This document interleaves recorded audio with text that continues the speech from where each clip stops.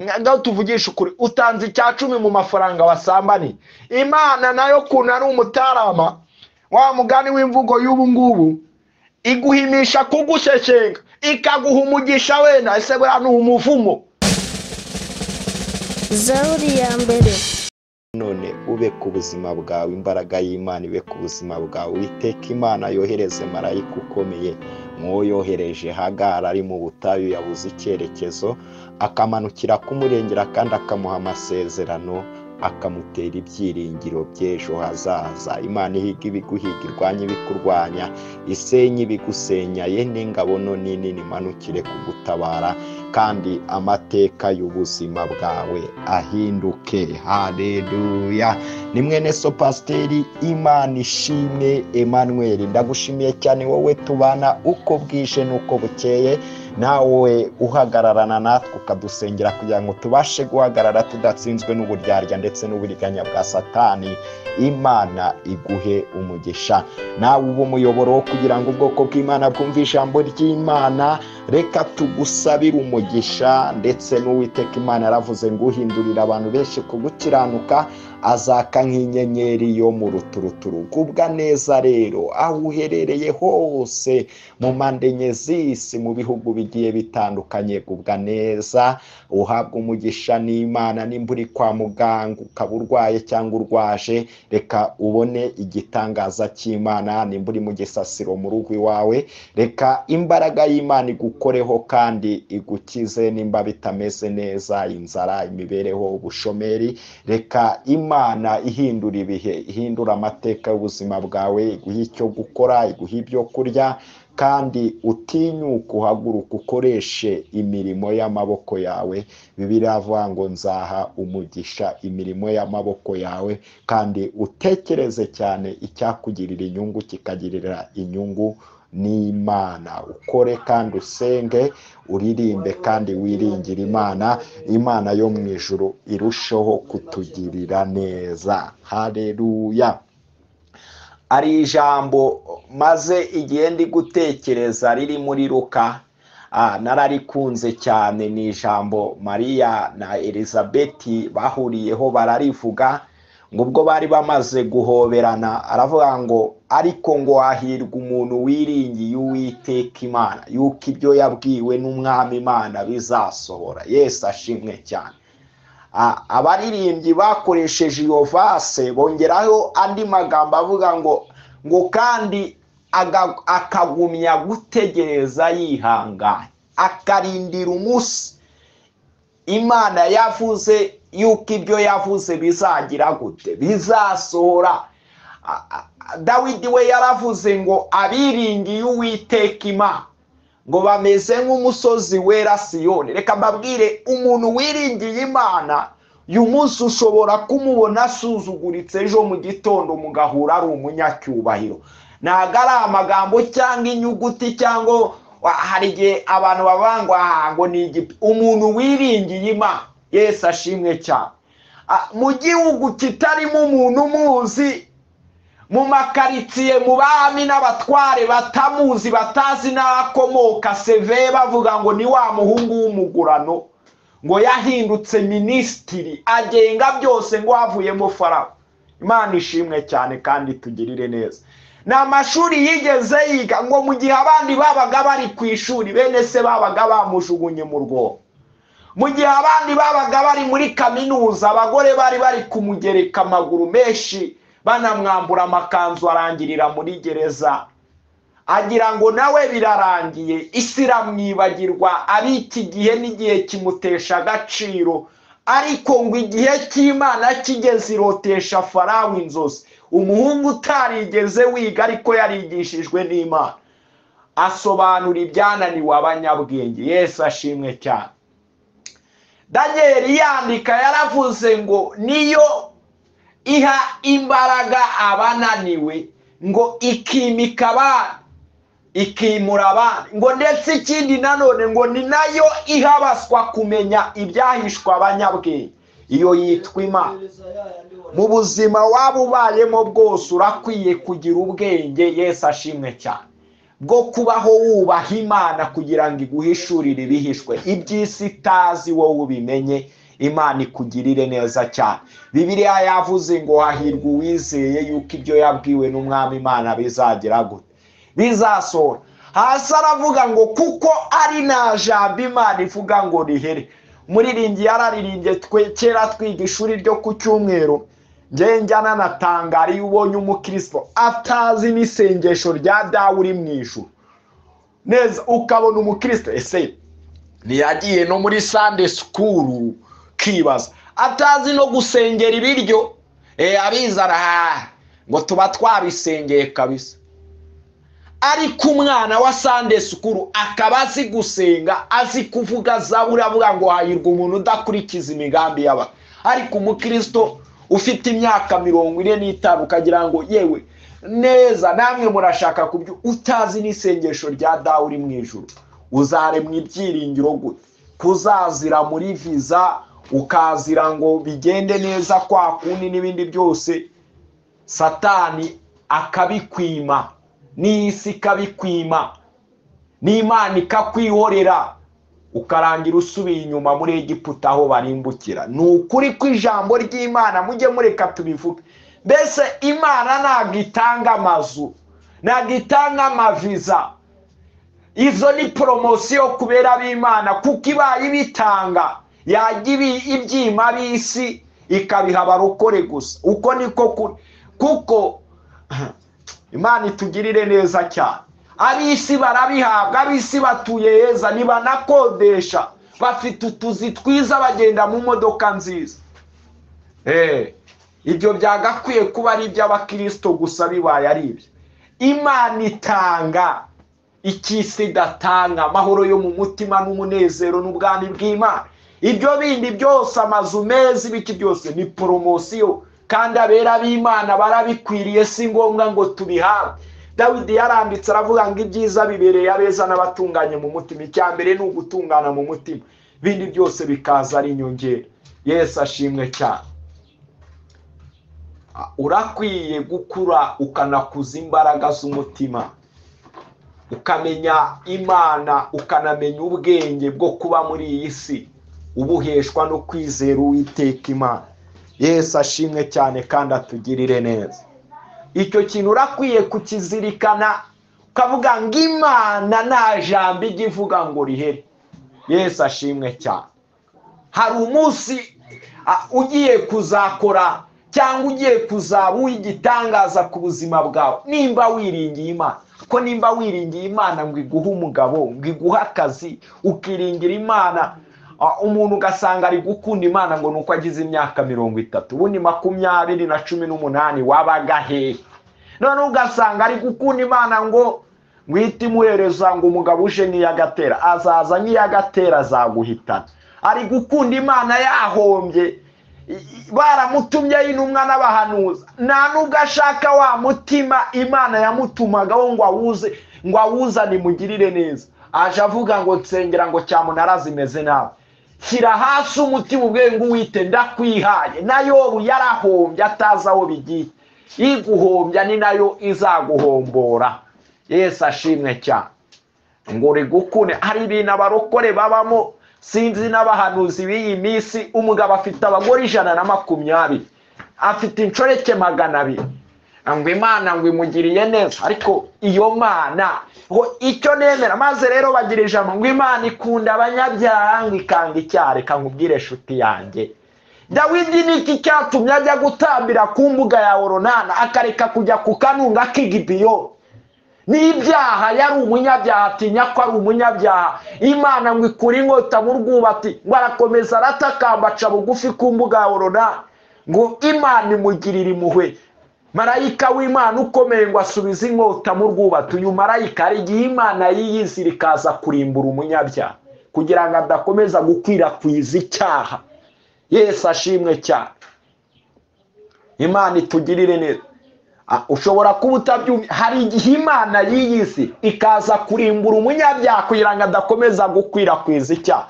Ni nako n'umurimbuzi izaza ikamurimbura.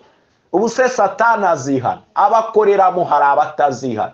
ariko urakwiye kugira umutima uca bugufi Imana ikakugirira neza.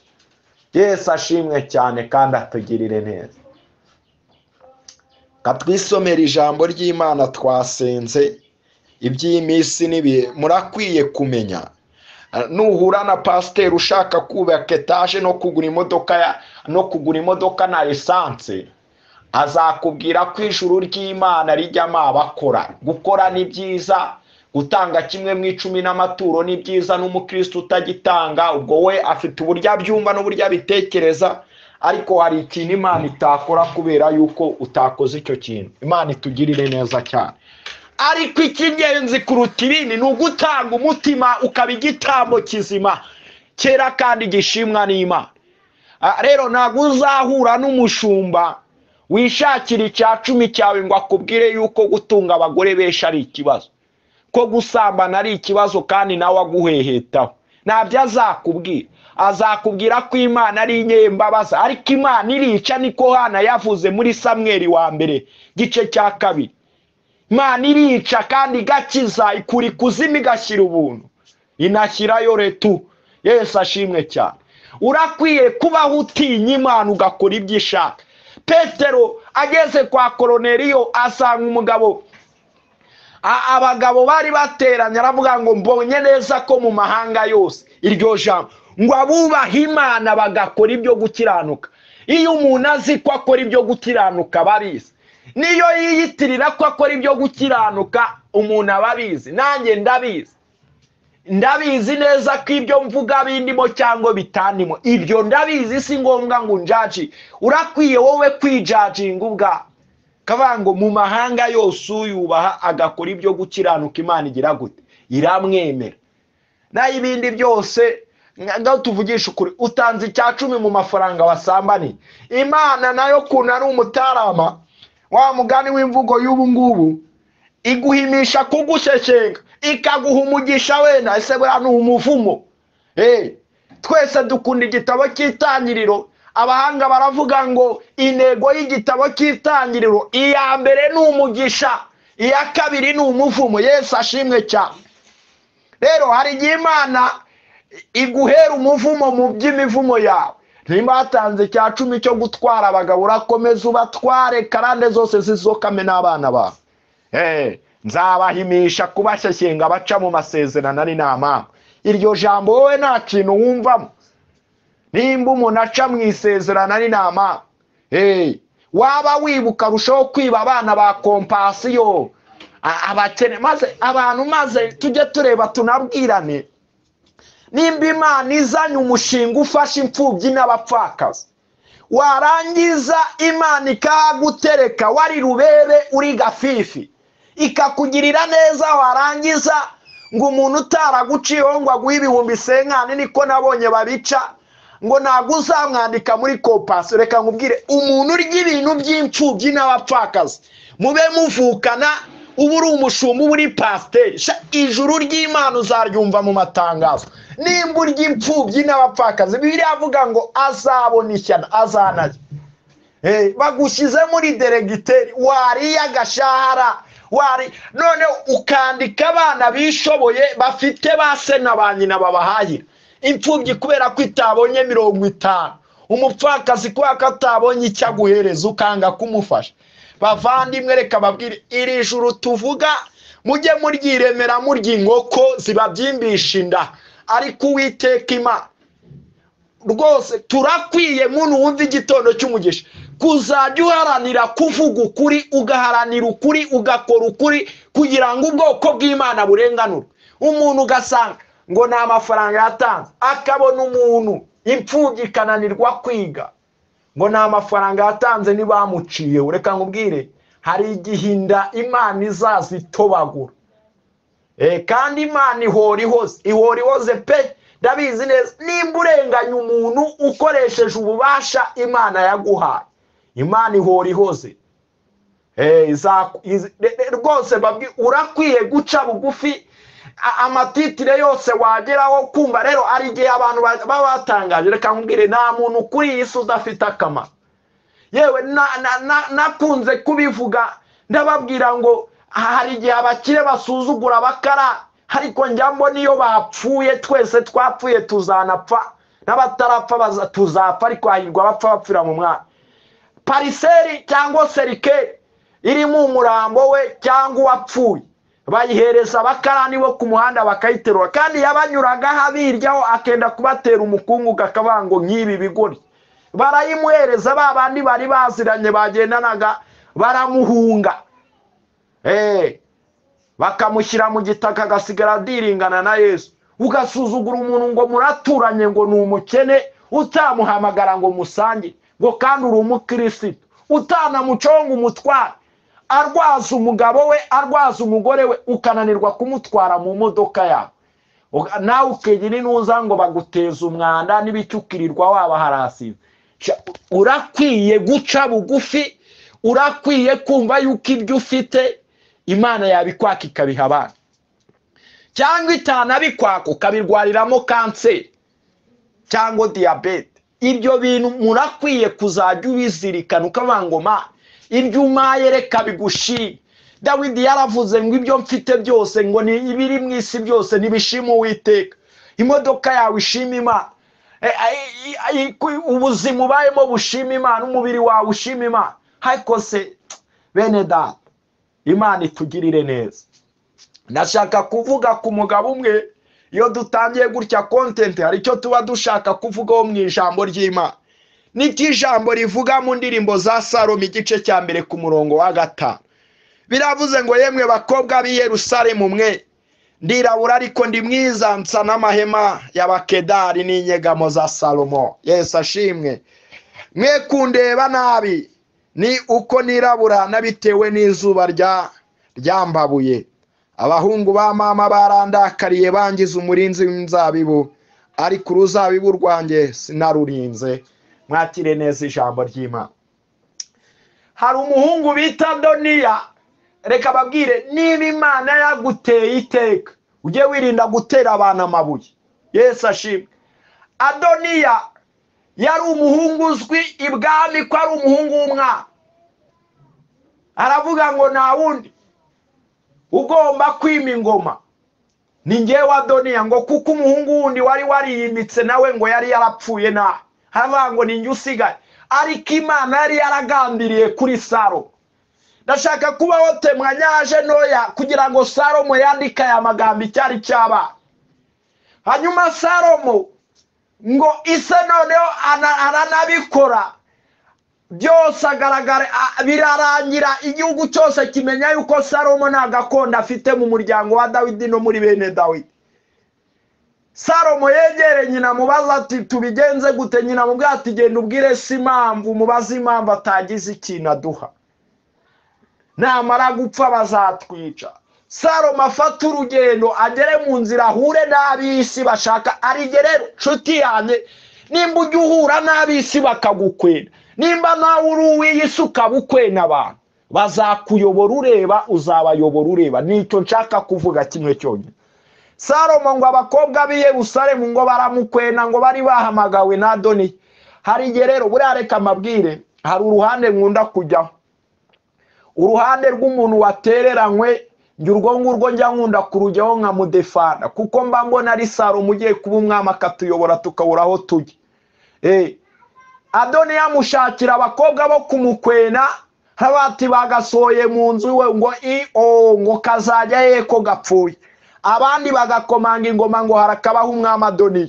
Reka manure ku buzima bwawe mubwire, nubona Adoniya bamukomangira ingoma bamwita umwami, si umwami ni ikigwa. Nubona iyi si igukoma iguha isa nkaho ikomangira amashyi Adoniya, nubona iyi si ubona isa nkaho igukwena, ntabwo ari igihe cyo gukwenwa, ni igihe cyo kwemerwa n'Imana. Imana ishimwe cyane kandi tugirire neza. Bibiliya igaragaza Salomo nk'umwana wa Barisheba, ndetse umwana w'icoreke utaravutse ku bagore b'isezerano rikomeye rya Dawidi. Ariko nanone Imana igaragaza Salomo nk'umuntu uzaba umwami. Ni gute Dawidi yatanze igihugu cyose akaburamo n'akantu gato, ariko Dawidi agere kuri Salomo, Salomo narangiza ngo data ko nta kintu wasize. Dawidi aramubwira n'amagambo y'ihumure, aramubwira ngo Salomo mwana wanjye, jya umenya Imana ya so iyo yakoreraga n'aba ari izakorera. Aramubwira ngo ntabwo igitererana nta jambo igivuga ngo rihere, urakwiye kwizera ko ibyo nkubwira umwami Imana azabisohoza ukaba umwami. Akamubwira ngo none ko Dawidi kwa Adoniya yimitse, ati woya Salomo mwana wawe, nari umusore none dore ndashaje, sinigeze mbona umukiranutsi w'Imana ariko. Dawidi aha umuhungu w'ubuhamya bwo mu ishyamba, aramubwira ngo Imana iri kugutoza ikwereka ko ntawe ukwitayeho. Imana iyo ishaka kuzakugirira neza n'umugabo aragenda akakuvaho, inshuti zikagenda, ariko yabiza igiye gukora igitangaza bose bakagaruka bakagukomera amashyi. Mama papa, wowe nta kintu wiyumvamo, wowe waratawe. Adoniya n'abakobwa b'i Yerusalemu bari kugukwena, hari igihe ukwenwa ideni ry'abantu rikagukwena. Reka tureke kuvuga ibyo ngibyo, twivugira ijambo ry'Imana. Salomo nibwo yagarutse anyuraho Adoniya n'abakobwa b'i Yerusalemu bari, harababwira ngo mwavuze kenshi ndaceceka. Ahari Salomo yari yagize ngo naza kuvuga Dawidi akazapfa byibura azabacire bugufi ahinduka umugaragu wa. Ntabwo uzahinduka umugaragu wa Adoniya. No, I tell you, ndabikubwiye ntuzahinduka umugaragu wa Adoniya. Noneho Salomo afata amakuru meza, nibwo yanditse iyi ndirimbo arabaririmbira. Havuga ngo yemwe bakobwa b'i Yerusalemu, Yesu ashimwe cyane, cyagiye mwavuze ndaceceka, ubwire umukobwa w'i Yerusalemu wagukwereye ko ari igihe cyawe cyo kuririmba. Arababwira ngo mwe gutangazwa n'ubwirabure bwanjye, ndirabura ariko ndi mwiza. Ati se mwari muzi impamvu nirabura?